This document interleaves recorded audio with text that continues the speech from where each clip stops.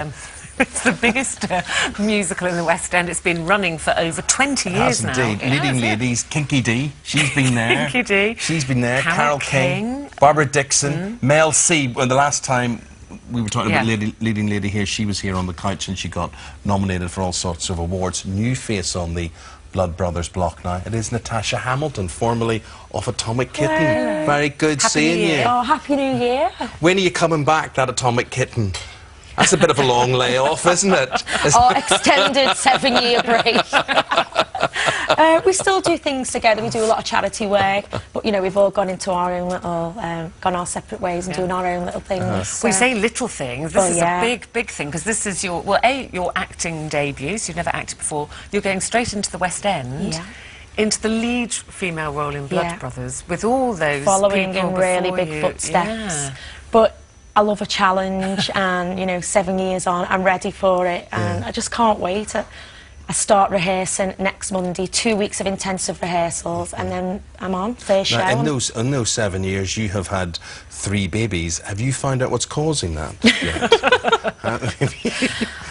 It's just catching, isn't it? It's catching. It's catching. So it was hardly a retirement for you. You were very busy, and you're busy being mum. Yeah. So the question is, being a mum, it's all right saying you want to get back and you want to do this, but it's very intensive. It's not near your home. It's in London, in the West End. Yeah. What's the family arrangement? What's going to happen? Well, I'm moving down with my youngest son. He's 7 months, and I've got my sister coming to help out, be nanny and help along.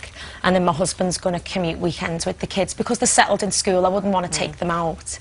How old's your oldest boy? He's 8. Josh is 8. Harry's 6. He's over there. Hello all Harry. children. Hello, Harry. Hiya, Harry. So, I mean, it's going to be a big 6-month adventure for the kids, you know, lots of fun, coming to London, doing different things, meeting new people. It's for the children. You don't really need to worry about the children because they can't take everything in their stride. It's as mothers, we get that mother guilt thing. Whatever we're not working, we think, oh, I should be working, contributing to the family pot. I'm the one who's going, I'm moving in a week, and they're like, oh, are you? You know, they're not fazed by it. I'll be the one maybe crying, but I'll have to put all that emotion into when I'm acting on stage. What you're doing, And will you be fazed at all about the big comeback, as it were, for you? No, because I thrive at being on stage, singing live and performing, so I just can't wait to get out there and show people what I'm made of, really. It's very interesting. A lot of people won't know what you're made of, but since your retirement, being a full-time mummy, it's amazing. You've had a #1 in Brazil. Yes. And you've a sort of parallel career, a solo career, that is yet to hit these shores. Why is that? How has that worked out? Well, I've just been taking my time writing my album, making sure I've been writing with the best writers I could possibly work with. So I've been over in the States writing with a guy called Toby Gad, who's worked with the likes of Beyonce and Fergie from the Black Eyed Peas, and also another guy called Jim Beans. So this is your single, Miss Emotional, Miss Emotional. This is going to be my first single out in April.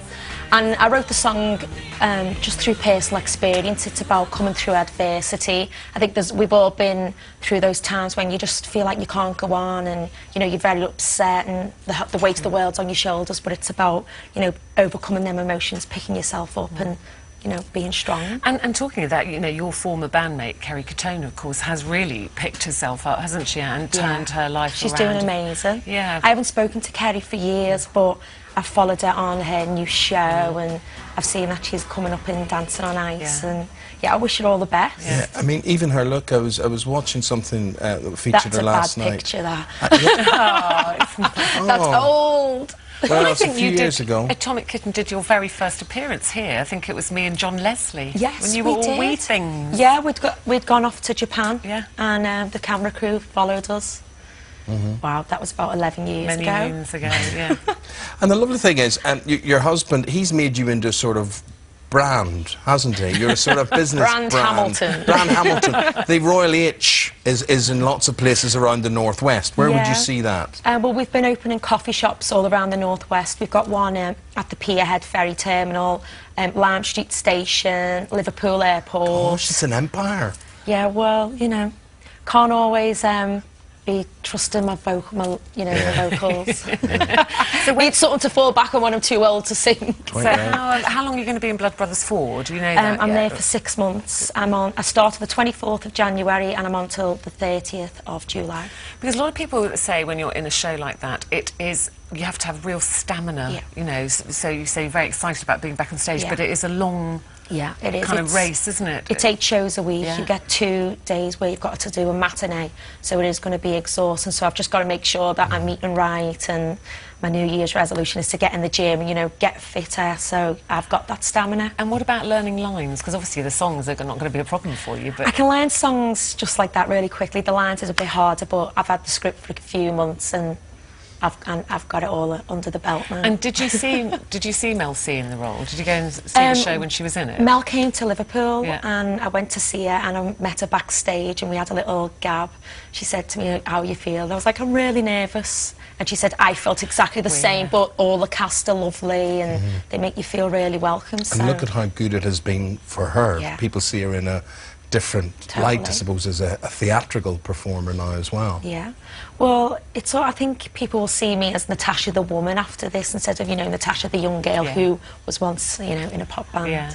Lovely. Well, we wish you well with success. it. It's a great show and a great part. Thank you. And I hope the kids enjoy London. Yeah, they will. Don't you worry about them. They'll be fine. Don't get the mummy guilt. They'll be absolutely fine. Keep in touch with Twitter there. We were just sort of trying to put on you're on here on the show today, but it takes me too long to do it. I can't even see that screen. I can't see it. I mean, it's terrible, isn't it? It's a terrible thing, old age, isn't it? Matt will have a look for us. Thank you. No, you don't see it as old age. Natasha's got the right philosophy there. Natasha the woman now. Yeah. So it's Ruth the more mature one.